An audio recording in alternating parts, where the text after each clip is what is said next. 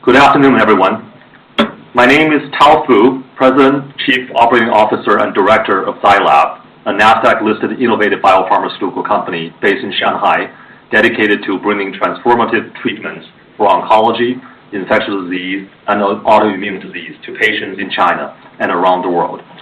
I'm very excited to be here with Bill Doyle, Chairman of NovoCure, to welcome you all to this event. This is our first global event together with NovoCure, and we want to take this opportunity to highlight the strategic and clinical importance to develop and launch tumor treating fields technology under the brand name Optune in Greater China. NovoCure and Zai Lab entered into an exclusive agreement 2 months ago to bring Optune into Greater China and also collaborate closely in the global development of this important technology. Right before this event, we just received a Deal of the Year award at the 9th Annual Bay Helix Awards banquet held during the annual BioCentury Bay Helix China Healthcare Summit right next door. We're truly honored, and on behalf of both NovoCure and Zai Lab, we would like to thank the event organizer for this recognition. History has shown that the smart partnership opportunities to be a win-win for not only the respective companies involved,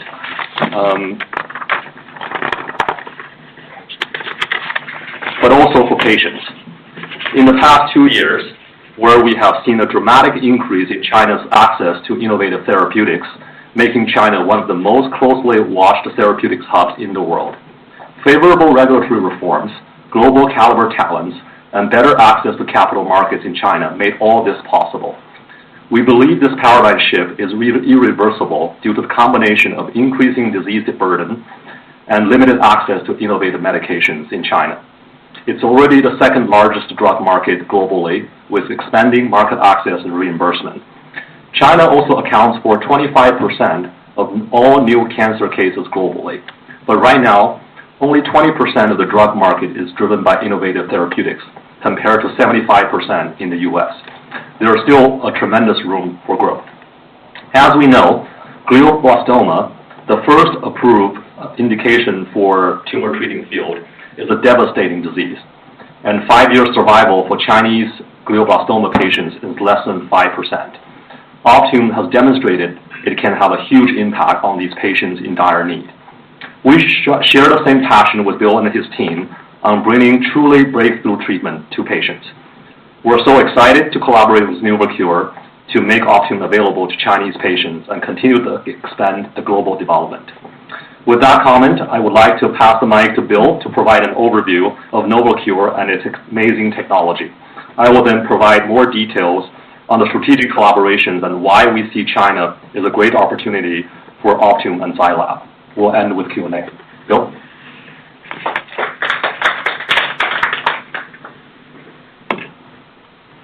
Tao, thank you very much. It's my great pleasure to be joining everyone in the room here in Shanghai, and also I want to welcome the Zai investors and the NovoCure investors that are joining us on the simulcast here today. I think this is a terrific opportunity to introduce each other to our various investors and constituencies, and it really is my pleasure today to tell you about NovoCure and Optune. As I do, I'll turn the clock back just a couple of years. I started my career at Johnson & Johnson, and Tal and I found out today that we have quite a bit in common in terms of our career path to this room. While I was at J&J, I had responsibility for their R&D and licensing and acquisitions for their medical device group. And during that time, I spent much of my working efforts in Israel. Israel was and is a center of global innovation. And I met a professor at the Technion whose expertise was the effect of electrical phenomenon on tissue. I think we're all very familiar with the chemical effects on tissue. That's the basis of our pharmaceutical industry.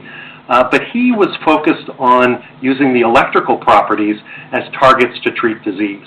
J&J had purchased a company called Biosense, that at the time we purchased the company in 1997, it had about $4 million in revenue.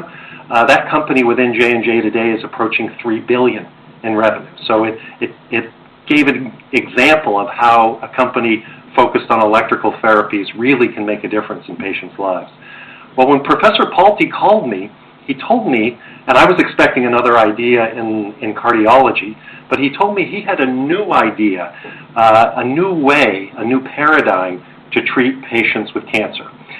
And it wasn't based on surgery, it wasn't based on radiation, and it wasn't based on pharmacology. It was completely new. In order to describe that to you, I need to drag you all back to your high school physics. We're all familiar, and if you look at this chart on your left, with gravity, right? It's an invisible force field that attracts masses to one another. We're also familiar with magnetic fields. If I have a magnet, and in this picture, some iron nails, the nails are pulled to the magnet by an invisible force field. Well, electric fields are analogous. They allow us to exert force at a distance, but not on masses, not on ferrous metals, but on bodies with charges. So in this cartoon on the right, you see two plates, one with a positive charge and one with a negative charge. If I have a single charge, in this case a positive charge, it's pulled to the negative plate. But importantly, dipoles. So in this case, molecules that have a positive charge on one end and a negative charge on the other are aligned in the electric field. So now let me move you into biology.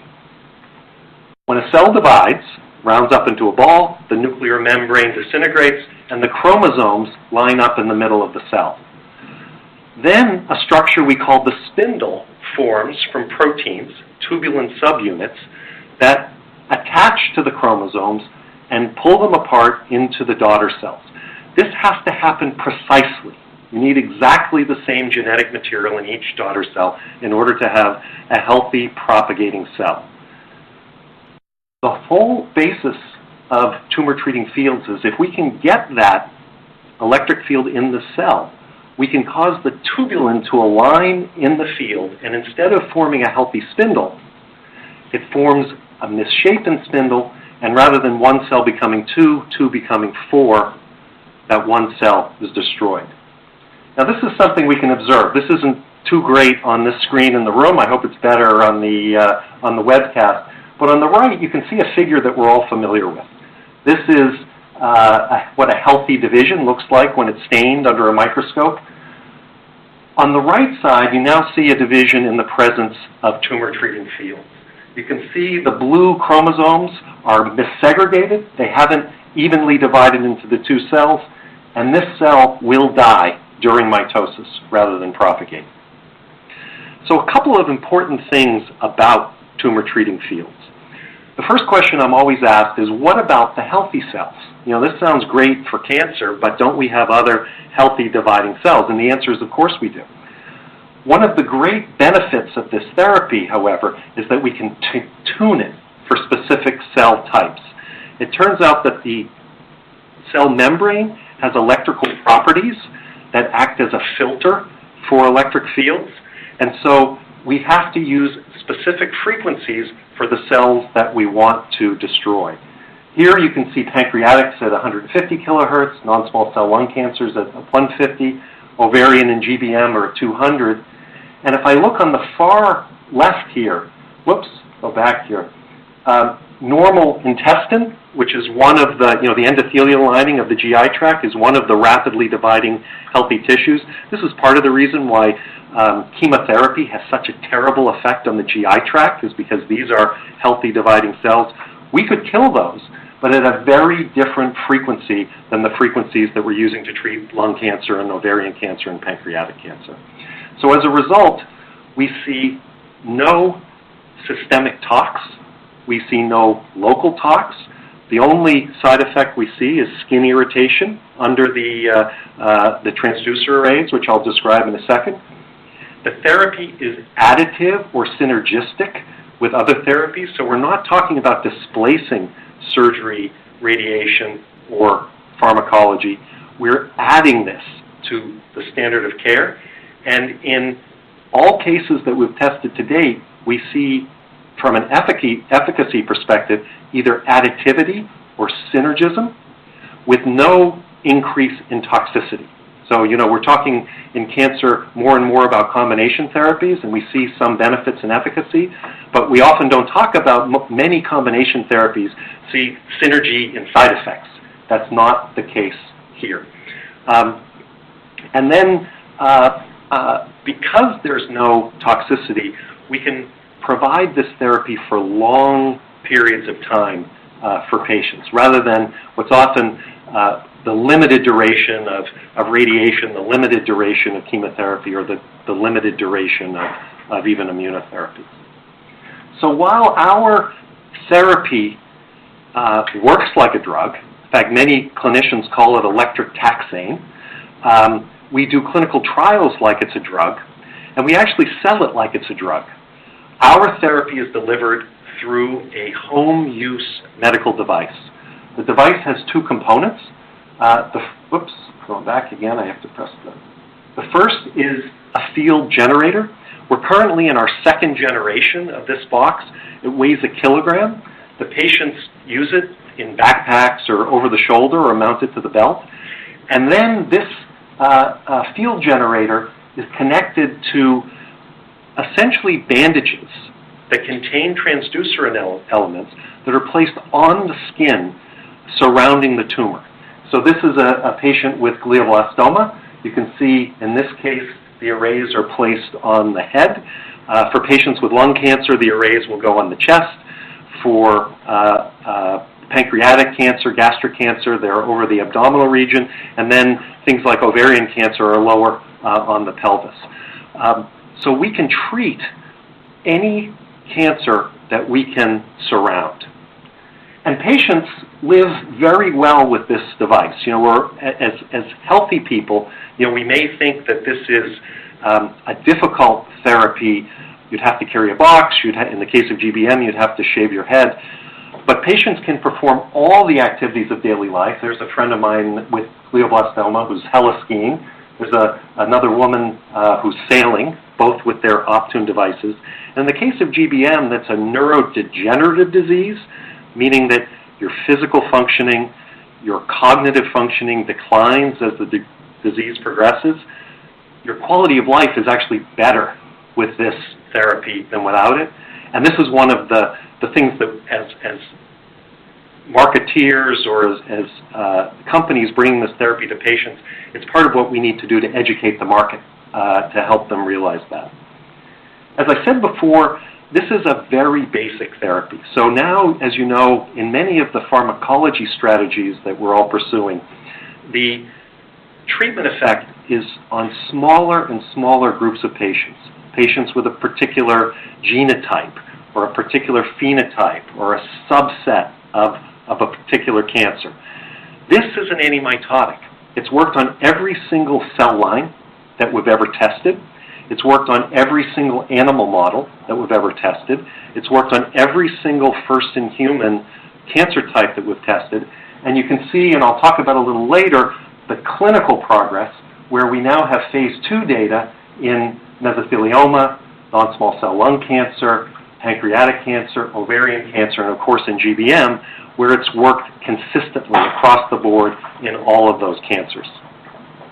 So now, as Tao mentioned, I'll turn my attention to our first indication, which is glioblastoma.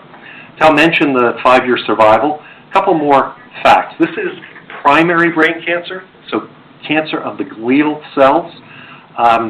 It is essentially uniformly fatal. Again, we talk about these single-digit 5-year survivals. The last progress that was made in the treatment of GBM was the approval of a drug called Timidar, is the brand name, or temozolomide. This was approved basically 15 years ago, and since that time, the last 27 phase 3 trials in various medicines have all failed. So basically everything you can think of, dose-dense chemotherapy, a variety of vaccines, anti-angiogenics, the first immunotherapies, none of them have had a benefit for patients. The only therapy that has, since the approval of temozolomide is optimum. We ran a large phase 3 study at 80 centers, 700 patients. The study was run in the US, Europe, Israel, and South Korea. These are the 5-year intent to treat, or ITT data here. This study result was published in JAMA last year, so it was scrutinized at the highest peer review level. And you can see a couple of things here. First of all, the curves separate almost immediately. So unlike some cancer therapies where you see the curves overlap for a significant number of the patients, and then there's some subset that might benefit, every patient essentially on this therapy does better than they would off the therapy. We have a significant increase at the median and more than doubling of the 5-year survival. Based on these data, we received FDA approval in October of 2015. We also received European Union approval, and this is the first therapy, either drug or device-based therapy, that was approved in Japan without the requirement of a Japanese bridging trial. As I mentioned, the data were published in JAMA, and earlier this year we received NCCN Category 1 listing. For those of you who are not familiar with the NCCN, it's a consortium of US-based medical schools, the leading cancer institutes, who help to establish the standard of care. Only 6% of all FDA-approved cancer therapies have Category 1 listing. But that's only part of the story. I think perhaps the more important part of the story is that, like other therapies, we see a real and profound dose response with Tumor Treating Fields.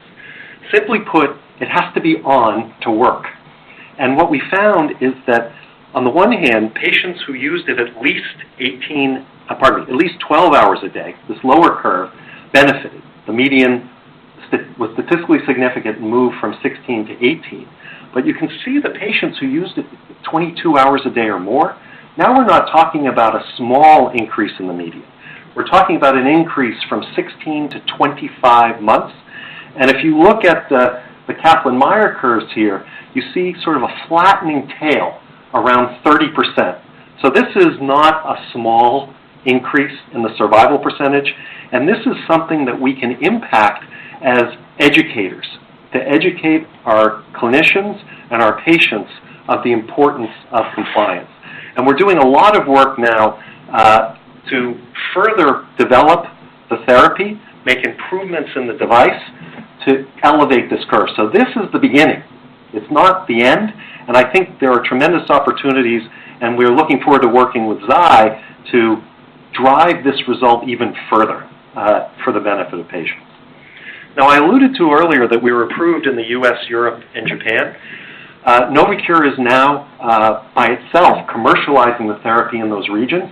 We have about 30% of our addressable market in the US and are continuing to grow. In Europe, we're focused in Germany, principally, and we have about 24% of the eligible market in Germany. We just started in Japan and are about 13%. And as you all know, I am particularly pleased that over the last year, we've been able to establish a partnership with Zai in order to bring this therapy to Chinese patients. And as Tao will talk about, and as I'm happy to talk about too, that's just one facet of our partnership here.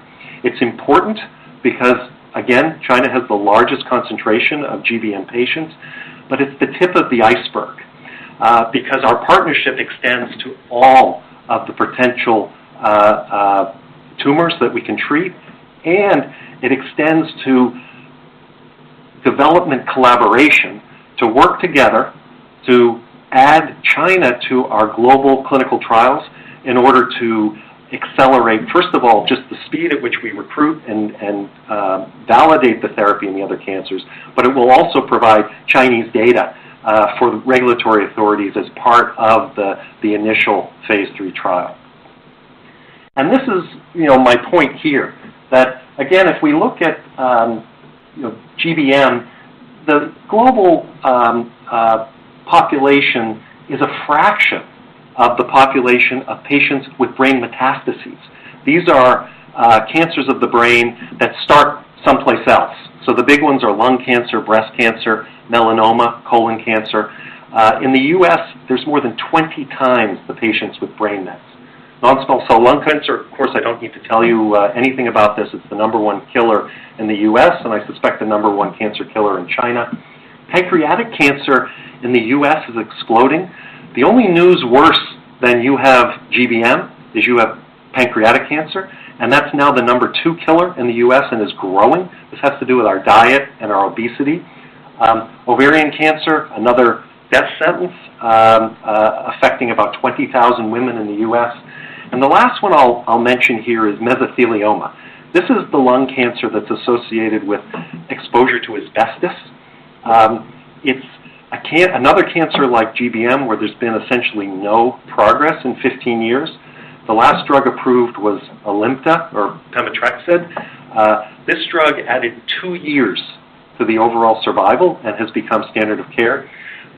We just presented at the World Lung Conference in Toronto data of a large registration trial showing an increase of 50% in the survival benefit for patients with mesothelioma. We have filed this in the U.S.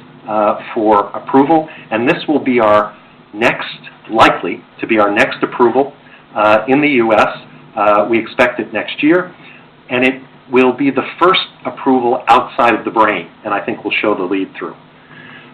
So here's the pipeline. We have phase 3 trials open in brain metastases from non-small cell lung cancer, second-line non-small cell lung cancer, first-line pancreatic cancer, and by the end of the year we'll be opening our trial in ovarian cancer, and all of these are cancers that we will work to collaborate in China with Zai. My last slide, and hopefully I haven't gone too long, is to talk about the patent portfolio, because when you see a long pipeline like this, and you're used to thinking about biotech companies, it begs the question, what about the IP?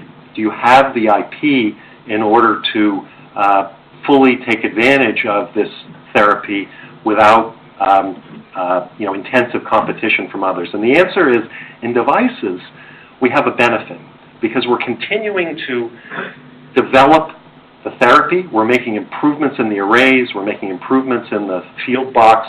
We're making improvements in our study of combination therapies. All of those are patentable. Our longest lead time patent expires in 2035, and we have 40 or 50 pending applications. And I'm not sure of the regulations in China, but in the U.S., for a competitor to come in, they have to do their own phase 3 trial on top, so they can't just come in and replicate the box. So my objective today, particularly for the Zai investors, was to give you a little bit of a background on why I'm so excited about Tumor Treating Fields therapy and its potential in the near term with GBM, and in the long term with a variety of really deadly solid tumors for which we don't have appropriate therapies. We hope the people working on pharmacology will come up with better drugs, because we'll use our therapy together to strengthen the survival opportunity for these patients. And I also want to express how delighted we are to be partnering with Zai Labs to bring this therapy to China. We're off to a great start. Our teams are collaborating as we speak in the U.S. To both study the international markets in which we're in, to customize the offering for the local market.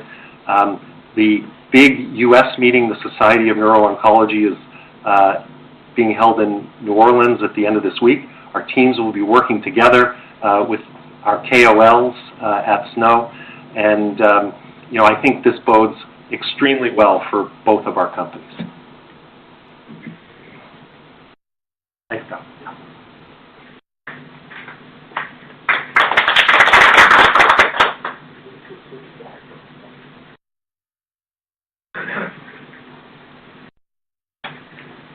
This is an actual Novocure patient, by the way. Wow.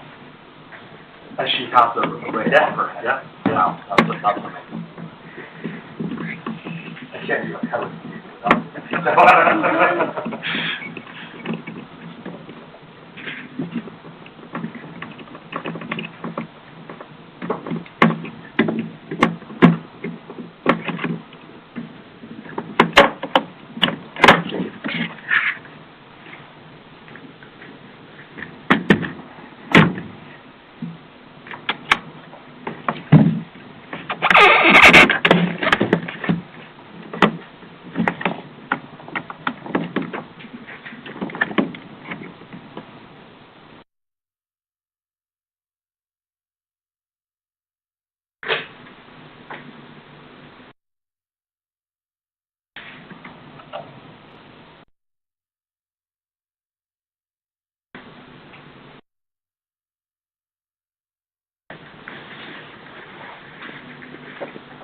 Well, thank you, Bill, for that wonderful overview of the Optium technology. And I'm just on behalf of Zai Lab, I want to thank Bill to coming all the way to Shanghai and having this joint event with us. I think just through my interaction with you and the NovoCure team, I really felt like we shared the same passion.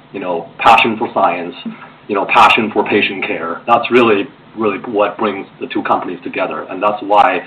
I personally think this is a terrific fit to get this technology to China, working together, and really making these wonderful advancements in medicine available to patients. So what I'm going to do is give just a very brief overview of Zai Lab, especially, Bill, for some of your investors who are not familiar with Zai Lab, just 2 or 3 slides. And then I'm going to really talk about why we're so excited about this opportunity in China, and specifically, some of the timelines we're seeing, some of the macro factors in the market we're seeing, and how, from a strategic standpoint, we're going to approach the market. I will be making some forward-looking statements, so just please refer to the disclaimers on our website for that. Let me just give you a very brief introduction of Zai Lab. So we're a very young company. We were founded in 2014, but we're growing very fast. Right now, we have over 300 people, and we were traded on a NASDAQ through an IPO we did in 2017, raising $172 million. And we're very proud that we're the best performing biotech IPO in 2017. And we also completed the secondary offering just this past September, raising another $150 million, so the company is very well financed. So our vision for the company is very simple. We want to become the leading global biopharmaceutical companies by delivering innovative and transformative treatments to patients in China and the world. And we're executing this strategy by really focusing on 3 growth pillars. First, we have a very robust clinical pipeline. We have 6 late-stage programs in the most attractive therapeutic areas in China, oncology and infectious disease. And we have 3 FDA-approved products in our current portfolio, and Optium is one of them. Second, we have a proven track record to be the gateway to China for leading U.S. and European biotech companies for their innovative assets. Since our IPO, we concluded 4 additional in-licensing deals, and the most important one is the one with NovoCure. And last but not least, we are building our own discovery pipeline through both internal research and external collaborations. We will be nominating our first clinical candidate next year, and our goal is to have a sustainable pipeline of 2 INDs per year, starting in the year 2020. And importantly, we're also making a transition to becoming a commercial stage company, and we're building a very differentiated commercial platform that focuses 100% on innovative treatments like Optium. So this will be quite different from the other commercial organizations you will see in China. We don't even have branded generics. We focus 100% on innovative products. So this slide just highlighted what Zai Lab's broad and innovative oncology pipeline, and as you see in the middle is Optium. I'm going to deep dive into the Optium opportunity later. But I just want to highlight the other lead asset we have is niraparib. We call it internally 2306, which we believe is the leading PARP inhibitor class and really has the best property in the indication of a second-line maintenance of ovarian cancer. It was actually the first FDA-approved product for this particular indication, irrespective of the gBRCA mutation status. I think that's very, very important. And we're expanding to a number of other indications for niraparib, and one of which is first-line maintenance therapy, which is a very large opportunity. And we're also studying in first-line maintenance, in all comers, so irrespective of the gBRCA mutation, which is quite different from the other, PARP inhibitors. And so we have 3 phase 3 trials ongoing, and our second-line maintenance data will be reading out next year. And importantly, we just got approval for niraparib in Hong Kong with the brand name Zejula, so we'll be launching imminently. So we will be, starting in 2019, we'll be having really 2 oncology treatments. One is niraparib, one is Optune. We hope to start from Hong Kong first and then to China next. As I mentioned, we are at an exciting phase of transition into a commercial stage, a fully integrated company, and we believe we have recruited the best oncology commercial team in China, headed by Dr. William Liang, who used to be the head of oncology business unit for AstraZeneca China, one of the best performing oncology company in China, and he also had extensive experience with Roche, which is the other leading oncology company. And William and his team are at LabNovocure right now, working with Bill's team, really getting training, working with KOLs. So that collaboration is well underway. I just like to point out, our commercial team has the proven track record in the field of oncology.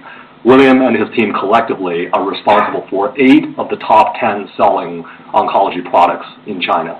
Either they launch the product or they lead the product. So that's very substantial. And we have already recruited all the key market access, sales management, operation team. And our Hong Kong launch team is been fully recruited, and we're also actively in pre-launch preparation in China for both niraparib and Optune.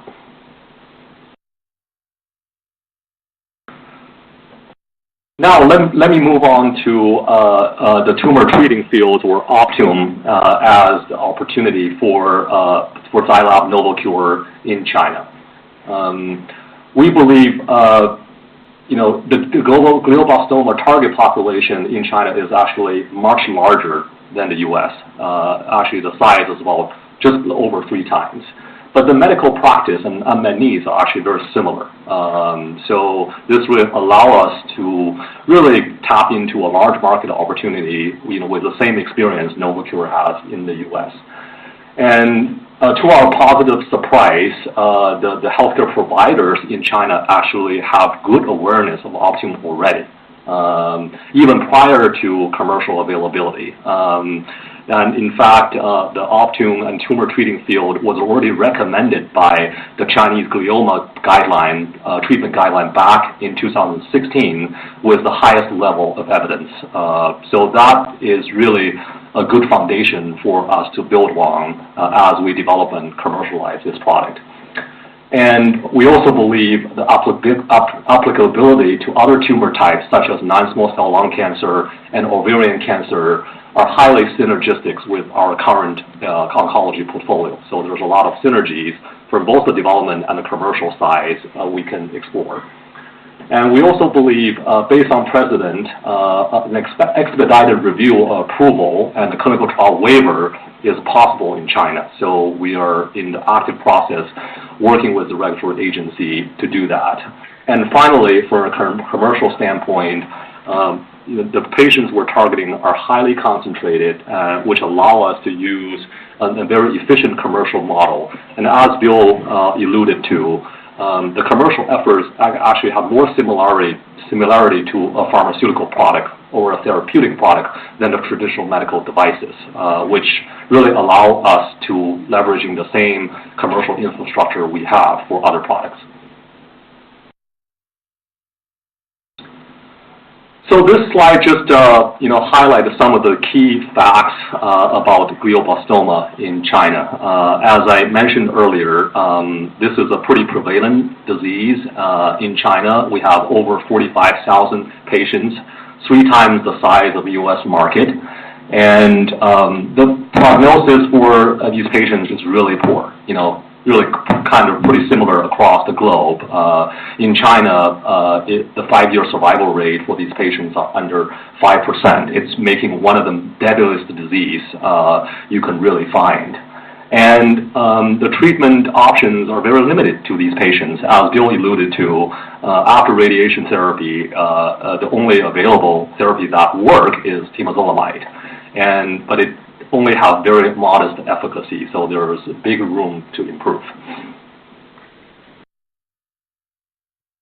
And Bill did a really nice job in terms of highlighting some of the key clinical data for Optune in glioblastoma in terms of significantly extending both the overall survival and progression-free survival in these patients. So on the back of this very compelling clinical data, as I mentioned, the Chinese glioma treatment guideline is already recommending Optune prior to commercial availability. And through our own market research, talking to key opinion leaders in this country, there's already a very high awareness of this particular product. So it's fair to say this technology is highly anticipated by the medical community over here. Bill already alluded to the numerous line extension opportunities for this particular technology outside of glioblastoma. I just like to highlight, as Bill mentioned, there are tumor types in China actually have a particularly high incidence rate. For example, for non-small cell lung cancer, there are over 700,000 new cases in China. That's a pretty big number. And for ovarian cancer, there's over 50,000 new cases in China every year. And these are the areas that we're actually studying our other drugs, the indication we're studying our other drugs. So there's great synergy between what we're doing right now and what we're going to bring for Optune, both from a development standpoint and also from a commercial standpoint. So we see great synergy between the broad franchise opportunity for Optune and our own portfolio.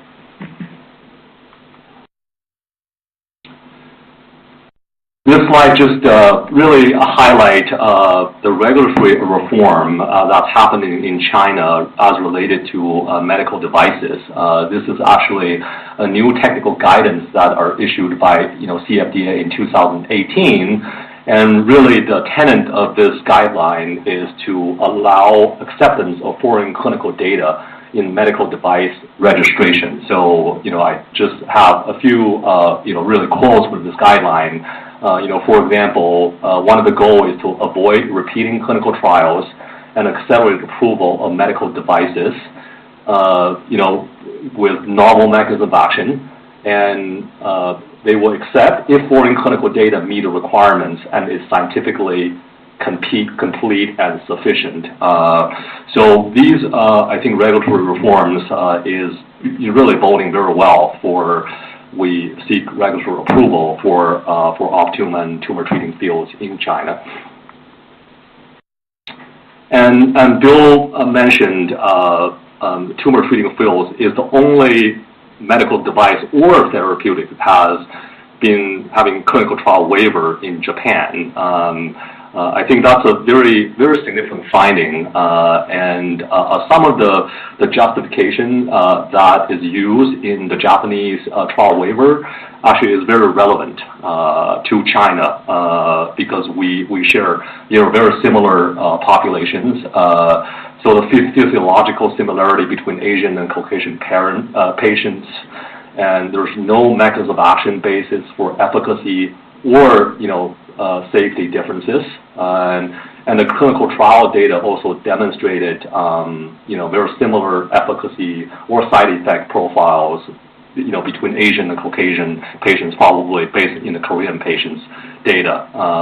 So these are really good fact patterns and good precedent for us to talk to the regulatory, agency over here, because we know, Japan has the most conservative, regulatory review process. And so this is the very high-level process we need to go through in China to get the Tumor Treating Fields registered. For a therapeutics like this, we need to do a device testing process to ensure the device integrity and safety. And we will be having an innovative channel application. This is a new channel under the regulatory reform. Really the new pathway for novel and high unmet medical need devices to go through. And really the benefit is, more frequent communications with regulatory agency, similar to breakthrough designation in the U.S., and also possible shortened review. And this is a process while we're going through, we'll be having discussion with them about clinical trial waiver. And then after having an agency meeting, you will go through your dossier submission and approval process. This is my last slide. I think it's very important question. Bill already partially addressed. Why we think this is a really commercial fit for us. Really for a commercial standpoint, the tumor treating fields really function like more of a therapeutic versus a device. It is, for a regulatory standpoint, is a device, but for a commercial standpoint, really function more as a therapeutics.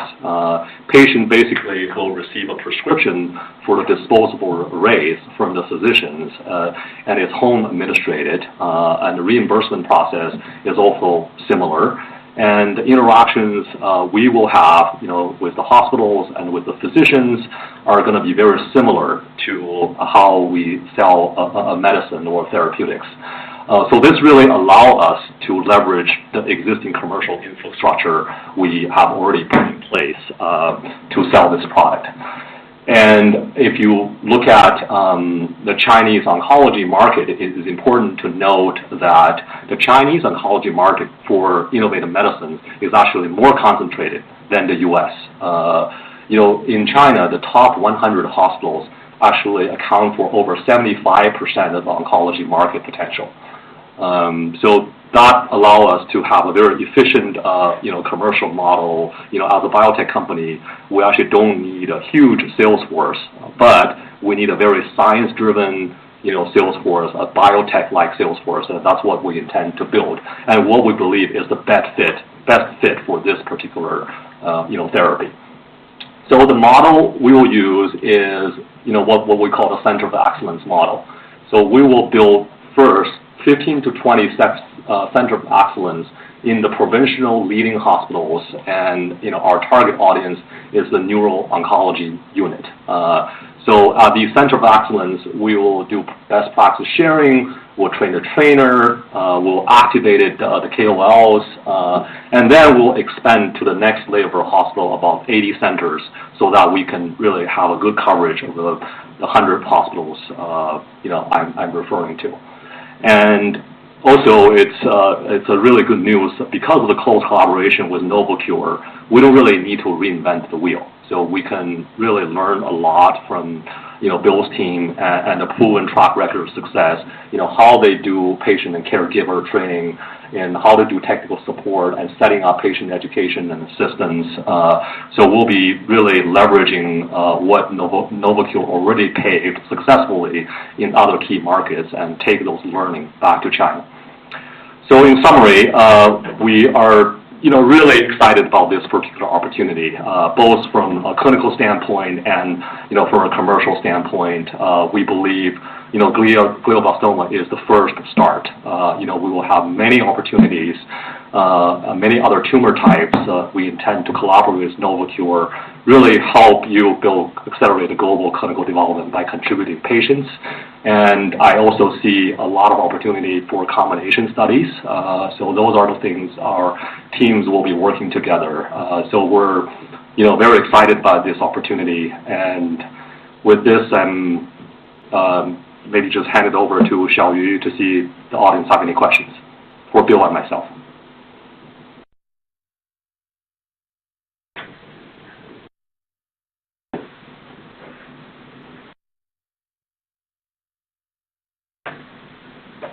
So, what is the price of this therapy? Is it affordable?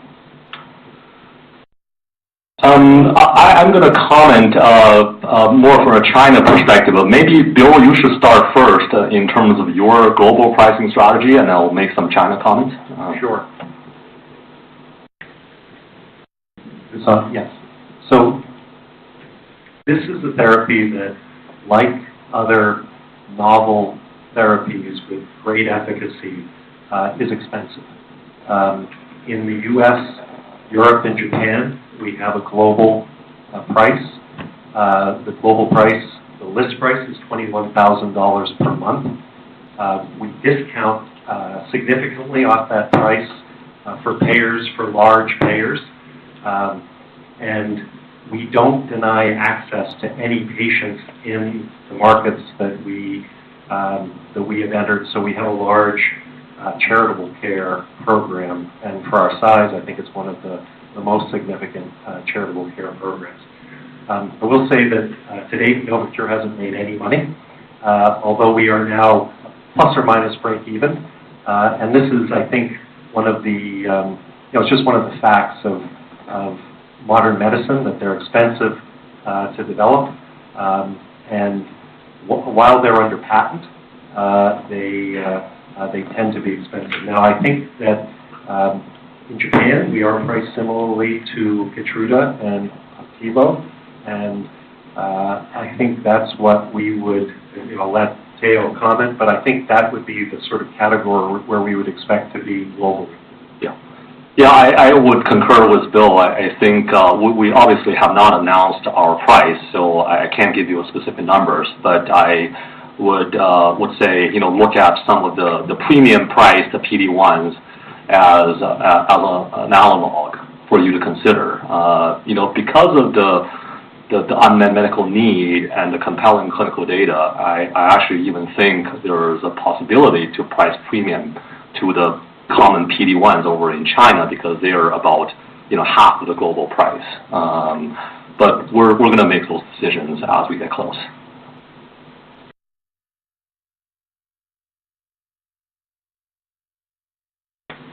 Thanks for taking the question. So very quickly on the manufacturing. So Zai will be kind of import the product from the company, or that will be manufacturing by themselves? We will be actually importing products from NovoCure. I think that's the agreement. So it will be imported products. We might talk about manufacturing in the future, because I know some of the parts are manufactured in China. There might be an opportunity to lower the cost, but as of right now, we will be importing products from NovoCure. And so that is the current agreement. I think I didn't mention this because we only have a certain amount of time, but one of the things we are focused on is continuing to not only improve the device, but to continue to cost reduce it. As Cal said, we source many of the components here. They're then shipped around the world to be, manufactured into subsequent steps. And I could clearly envision a day when, there's certainly much more of the manufacturing occurs here in order to allow us to continue to cost reduce and make it more accessible. Okay. And at cost plus price, or what is the, your internal transfer price? I don't. We couldn't speak to the specific price, and I'm not even sure that's publicly available information. But we'll be, sourcing from NovoCure. Yeah. Again, I can't comment on the pricing model here, because for those of you who are familiar with devices, typically, boxes like this are leased and disposables are sold by the disposable. That is not the billing model for Optune. We are providing a therapy, and we provide that therapy for a single monthly payment for the patient. They receive as many boxes as they need. They receive as many arrays as they need. They receive as much technical help as they need for that monthly price. So this is not a model where the transfer price is the it's, of course it's relevant. It's always relevant, but our goal here is not we're not trying to maximize transfer price. We're trying to get the therapy into the hands of as many patients as can benefit. Thank you. So next question will come would be, so now we probably have the second generation device doing application in the China regulatory pathways. So what if, my question is, what if in China, what if the product got upgraded later? So do we have to do the regulatory pathway again, or we can, it's an automatic upgrade as well? So I can speak to the global. When we make significant upgrades, we have to resubmit a regulatory application. It typically does not require clinical data, but there is a full regulatory package that is required. My guess is the same would be true in China. Yeah, I would expect that, but I don't want to speak out of terms because my regulatory colleagues are not here. So maybe I can get back to you on that particular question in China. All right, fair enough. Thank you.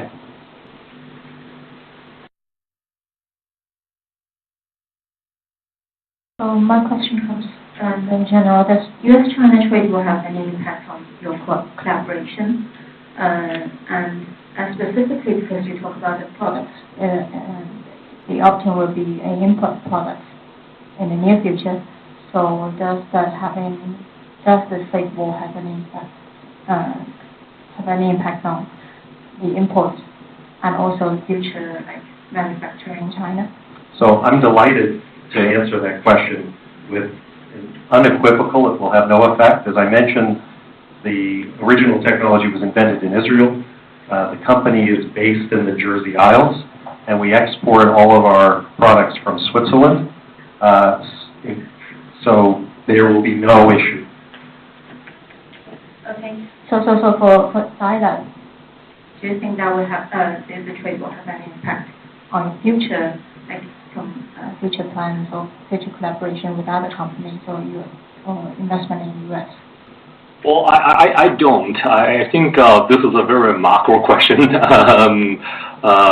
Nobody have the 100% crystal ball, but I think this is actually a topic, a big topic, hot topic at this particular conference this year. But I think the prevailing thoughts are, you always see these ups and downs, right? You're going through this cycle, but we're in the business of helping improving human health.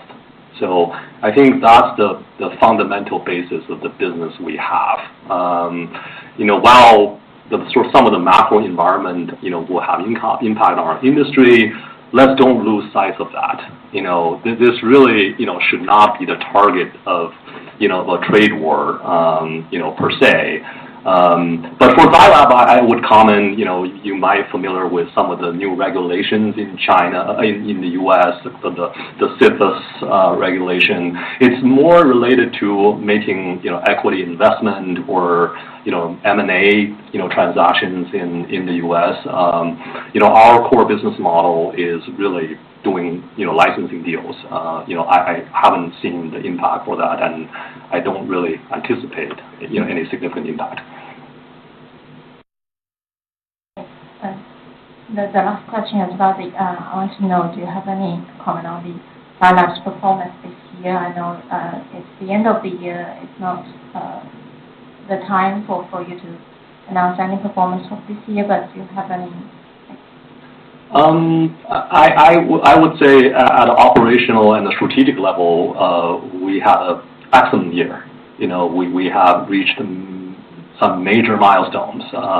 As a company, as I highlighted, we're transitioning to a commercial stage company, and, we received the dual approval in Hong Kong. We have executed all our major clinical programs and continue to, advance our pipeline. And we completed, a few, very important strategic transactions, like the one we have Novocure. The company was very well financed. We, actually completed our secondary offering in September. The timing is pretty good, and we are poised for growth. I think 2019 is going to be a great year for us.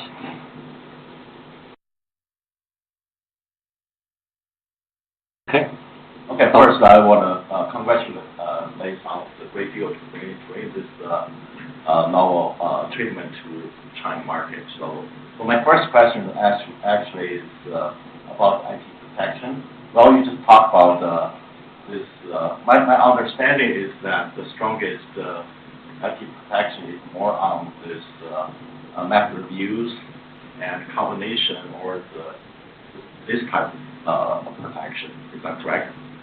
So it's actually not correct. Okay. I mentioned that in another life I was responsible for the licensing and acquisitions at J&J, and as a result I personally spent more time than I wish I did reading patents.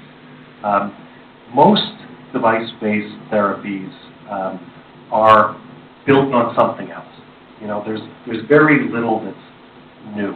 Even the work that's going on in minimally invasive heart valves is built on top of other therapies, and so the patents are often somewhat narrow or can be invented around.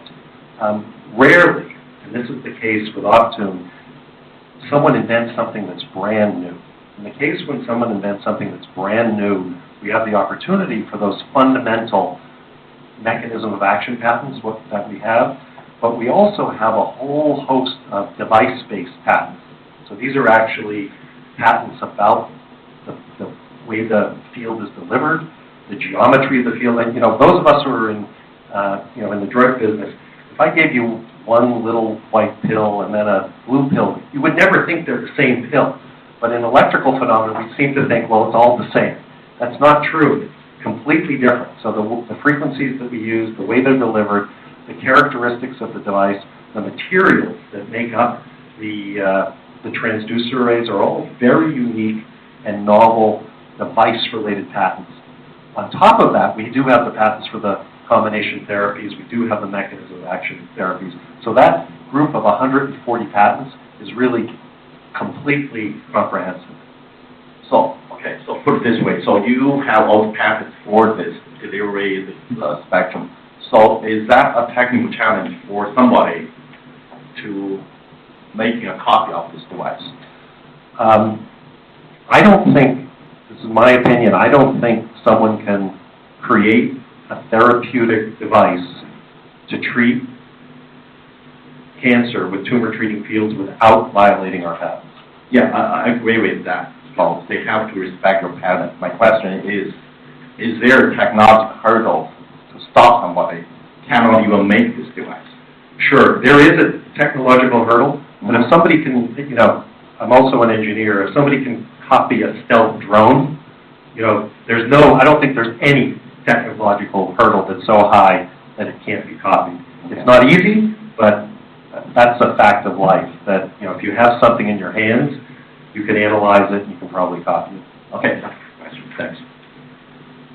The one thing I will mention, though, this is a therapy, so while maybe it can be copied, if you're a cancer patient, you have to trust that what's coming out of that box is actually treating your cancer. So I think that will be one of the issues if there are counterfeit devices, that as a cancer patient, do you really want to use the counterfeit that maybe what's coming out is actually tumor treating fields, or maybe it's nothing at all? So that, I think, is another true barrier to entry in markets where, if there are no counterfeits yet, but if a counterfeit emerges, someone will have to, not only acquire it, but they're going to have to trust that there's actually cancer therapy coming out of the box. Yeah, it's actually great learning for me, Bill. You have different electric field frequencies that target different tumor cells. So how you actually have the confidence a counterfeit product will actually generate that? I wouldn't, but it's a possibility, I guess. Can you summarize the clinical data just stage for the follow-on indications? Sure. So we have phase 2 data that was just published in pancreatic cancer. We have phase 2 data that was recently published in ovarian cancer. We have phase 2 data in non-small cell lung cancer. And we have phase 2 data that was just presented, not yet published, in mesothelioma. In brain mets, the first met that we're treating is brain mets from non-small cell lung cancer. In that case, the FDA, because we have data in GBM, so we've proven we can treat cancers in the brain, and because we had non-small cell lung cancer primary data, we were able to proceed directly to phase 3 in brain metastases without doing a phase 2 in the brain. Okay, can you just summarize what the results were in each of those tumor types? So, first of all the data are available on our website. We significantly increased, so one thing I'll mention, because Tumor Treating Fields is an antimitotic, unlike the antiogenics like bevacizumab or some of the immunotherapies, our therapy works, if you will, from a clinical trial point of view, as expected. And what I mean by that is if we see an extension in progression-free survival, we see the corresponding extension in overall survival. Patients who respond are the patients who do best. So we don't have these pseudo responses. We don't have big responses that then translate into perhaps longer survivals, but you never see a response in the tumor. So this is behaves as you would expect. So we see significant increases in progression-free survival, overall survival, 1-year survival, partial response rates, and complete response rates. So across the board in every one of these cancer types. And is the magnitude of effect different in different tumor types? It is depending on, and again, I won't say that we know everything there is to know about Tumor Treating Fields, but I mentioned before we see either additivity or synergy with certain chemotherapies. The most synergistic chemotherapy that we've found to date are the taxanes. So this is Taxol, docetaxel, nab-paclitaxel, that family. We treat in our trials with the standard of care. So for those cancers where the standard of care is a taxane, we see the best results. So today that's ovarian cancer, pancreatic cancer, and in patients who are receiving a taxane for their lung cancer treatment. So that's where we tend to see, or at least to date, we've seen the best response. In the case of GBM, we see additivity with temozolomide. So in many respects, GBM is where we're least effective. And you've seen the data, how good the data are in GBM. But you saw a 5-month extension of overall survival. Is that similar to what you expect in other tumor types? Again, because we saw 5 months at the median. Again, the actual survival is a function of the compliance rate. So we would expect to see the longer the patient can use the therapy and the better their compliance per day is, then the better the survival. So it's less to do with the cancer type. And so I wouldn't pin it on a 5-month across the board, because when we look at the subgroups, we see these profound differences based on the compliance of the patient.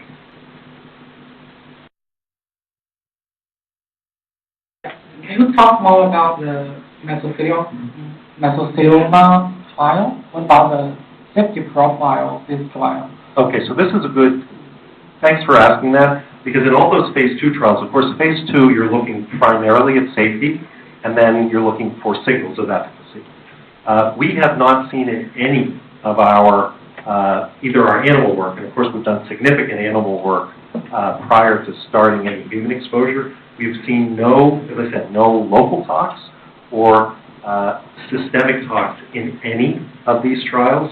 What we do observe is contact dermatitis under the transducers. And again, if I put a Band-Aid on your head for 2 years, particularly a warm Band-Aid, a fraction of you will have contact dermatitis. It's always reversible.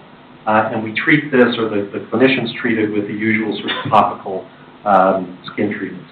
We are working now on our second generation of arrays. I mentioned we have the second generation field generators already deployed. The second generation arrays, we think there are a lot of opportunities to minimize this skin irritation, which is the single side effect. Yeah, I saw the trial design, but I don't see any control group, so why is that? Okay, so mesothelioma is a rare disease in the U.S. It's 3,000 patients a year. In the U.S., there is something called the humanitarian use exemption. This is similar to an orphan exemption in drugs. The bar is set at 9,000 incidents or less. So for diseases with an incidence of less than 9,000, we can submit a large, well-run phase 2 for registration. And this is the case. And the reason that the U.S. government has instituted this standard is otherwise companies like ours wouldn't work on mesothelioma. It's too small. So this is the one indication in our portfolio where we've applied for registration based on phase 2. Now, it's a big phase 2. It's 80 patients. But it is not a randomized trial, you're right. Yeah, I saw you compare the data from historical data, but I'm curious about how much value can you draw from the historical data of previous trials? So there's always issues comparing to a historical control, so I'm not going to minimize that fact. The key issues are making sure there's actually 2 subhistologies in mesothelioma, and making sure that the comparator group that you're using is matched in terms of the histologies. The trial that we've used and that the FDA has agreed is the appropriate control is the pemetrexed trial, the Olympta trial, which has the same ratio of the 2 underlying histologies. And so that is the historical control. But it is, you're right, this is a question. Now, mesothelioma is also a disease where there's not a huge amount of variation, compared to some other cancers. This is another death sentence cancer. This is a cancer where all the trials that are performed are within a very narrow band. So it's not that we've cherry-picked one control group in order to use compared to some others.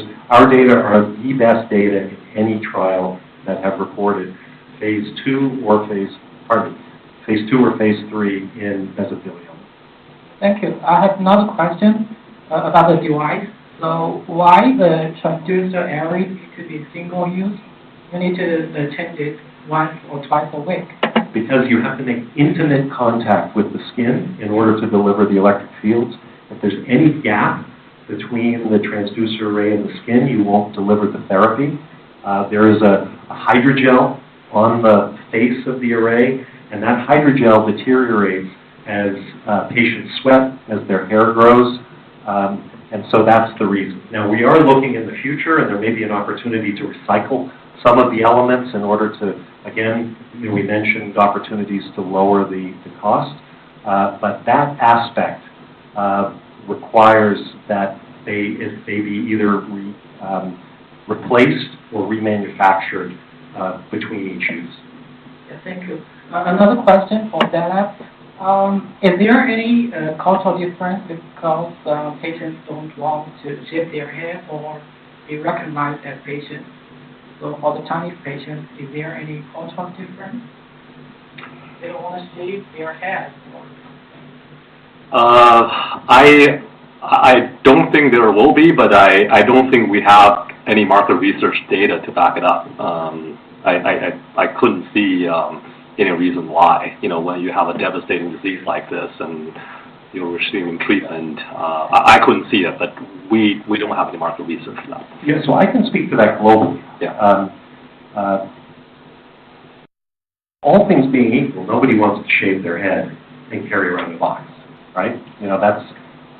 However, if the alternative is death through a neurodegenerative disease, and you can have some confidence that, number one, your time before that neurodegeneration will be extended, so you'll have more time with your loved ones, and that you'll have a significant chance of a prolonged long-term survival, then we find patients, men, women, will embrace the therapy. The key for us is to educate clinicians, because this is new, right? They're not familiar with it, so that they can appropriately advise their patients. And that is a bottleneck in the sense that if a drug, you see a new data and they write one thing on the piece of paper instead of another thing, here we do have to educate. And I think that is one of the advantages, quite frankly, in China, because of the greater concentration of care centers. But you're absolutely right. That is another characteristic of device-based therapies, where whatever the new device is, there is an educational step in order to teach the clinician, and in this case, teach the patient how to use it. Now, the good news is it's really simple, but it's unfamiliar in the beginning. Maybe we'll just take one last question. Yeah, Laura. I have some compliance questions. They're all quick. So, number one is, what is your estimate, or maybe you did measure the portion of patients in the glioblastoma trial that were compliant with your 12 hours a day target? And number two, the ones who were not, why? What were the reasons they reported for not being compliant? And number three, why did you choose 12 hours if the efficacy is so much bigger for wearing it 22 or 23 hours a day? Okay, so first of all, we didn't choose 12. What I showed here is that patients who used it at least 12 had a statistically significant benefit. In the trial, we recommended 18 hours a day or more, and 75% approximately of the patients in the trial achieved 75%. What we saw when we analyzed the data, because we didn't have this large cohort of data subsequently, was maybe what you'd expect, which is more keeps getting better, and in fact 22 was better than 18. What we see in terms of, you asked why not everybody? Well, if the disease is terrible and their prognosis is terrible, what sort of reasons would they have for not wearing it all the time? We see that the patients who are not wearing it all the time are the patients with the worst, what I'll call family care. So if you're a single little old person, those would be the patients who, when they had to change their arrays, they might have needed to get a neighbor to come over, because the back array, you can do this all at home. You don't need to go back into the hospital, but you do need somebody to help you. And so you do it yourself? It's much easier to have help. Some people can do it, the younger patients do it, but particularly getting that back array on in the right place, it really helps to have a husband or a wife or a son or a daughter. And those were the patients that had the lowest compliance. Okay, well, thanks everyone for your participation. I think this also concludes our teleconference. Thank you.